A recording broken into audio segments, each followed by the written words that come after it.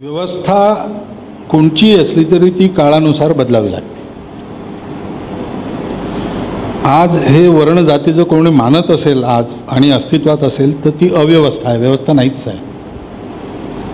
कारण ती जी पूर्वीची व्यवस्था त्याचे जे नियम आहेत ते कुठे येतात? आता हे सगळं काम करतात, सगळ्यामध्ये सगळ्या प्रकारचे लोक असतात। आजच्या काळाला ती 1000 वर्षापूर्वीची व्यवस्था लागू करावी हे म्हणणं हे आम्ही पूर्णपणे अमान्य करतो। आम्ही समरस समाजाचे, समतायुक्त शोषणमुक्त समाजाचे पक्षधर आहोत आणि त्या दृष्टीने जी धोरणं उपकारक असतील त्यांना नित्य पाठिंबा देत आलेलो आणि देत राहू। जातपात आम्ही मानत नाही, पण ती जात नाही अजून इतक्या लोकांनी प्रयत्न केले याचं कारण काय आहे? ती असते मनात। तर जातीपातींवर बाहेरून उपाय करणारे पुष्कळ लोक आहे, कारण ही जागृतीसुद्धा पुष्कळ झाली आहे आपल्या इथे महापुरुषांच्या उपकारामुळे।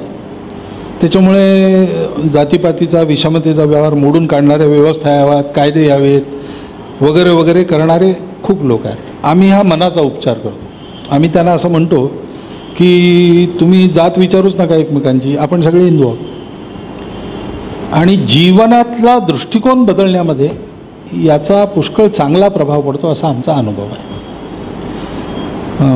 अजून कोणी केला आहे की नाही माहीत नाही, पण आंतरजातीय विवाह किती झाले अशी जर मोजणी केली तर मी खात्रीपूर्वक सांगतो तुम्हाला की कुठून ना कुठून संघाच्या विचाराशी संबंध असलेल्या लोकांची त्यात मेजॉरिटी असेल,